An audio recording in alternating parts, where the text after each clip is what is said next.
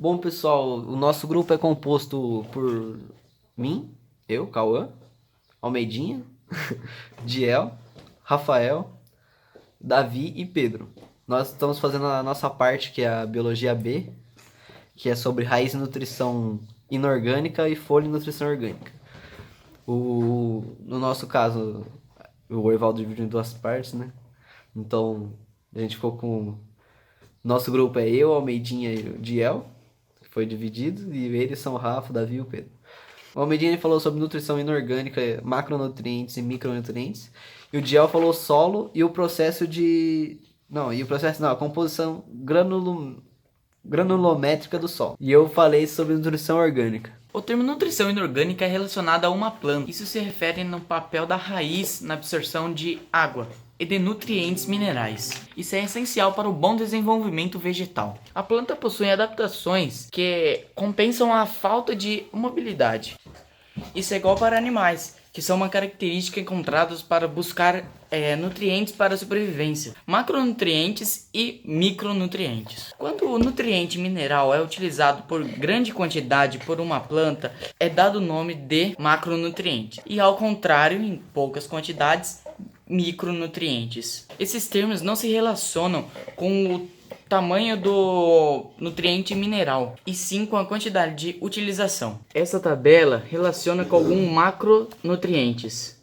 A falta de minerais causam diferentes anomalias do desenvolvimento das plantas. Pode ser tratada como uma adição de nutrientes para o solo de cultivo.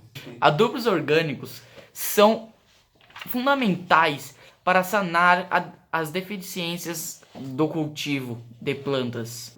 Composição granulométrica do solo. Outra característica que deve se analisar num solo é a sua composição granulométrica. Solo bom é aquele que tem o equilíbrio entre as partículas de argila e de areia. A argila é de natureza coloidal e possui cargas elétricas, e nela a maioria dos nutrientes minerais ficam retidas. A absorção radicular depende da retirada desses elementos pela ação dos pelos radiculares. As partículas de areia, que são maiores e irregulares do que a de argila, permitem um eficiente arejamento do solo. Solo rico em argila e pobre em areia é ruim para cultivos de vegetais, pois é compacto, pouco arejado e pouco permeável à água. Por outro lado, o solo extremamente arenoso é muito permeável e retém água com muita facilidade. Errei, com dificuldade. Assim, o solo ideal é que tenha partes equivalentes, tanto de argila quanto de areia. O que conduz à retenção adequada de nutrientes, minerais e água proporciona bom arejamento, essencial para a respiração das células radiculares. Solo. Raízes à procura de nutrientes minerais.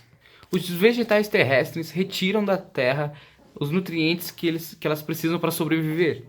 De maneira geral, o solo é dividido horizontalmente em três camadas, como que eu vou aqui, ó.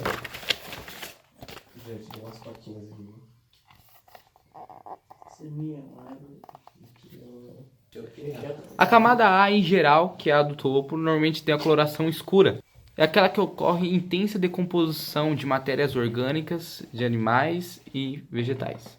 Essa matéria orgânica de odor característico é chamado de humus, de extraordinária importância para a nutrição de vegetais. Quando se aduba o solo com matéria orgânica, conhecido como adubo, na verdade, adubação orgânica, que pode ser resto de animais ou esterco.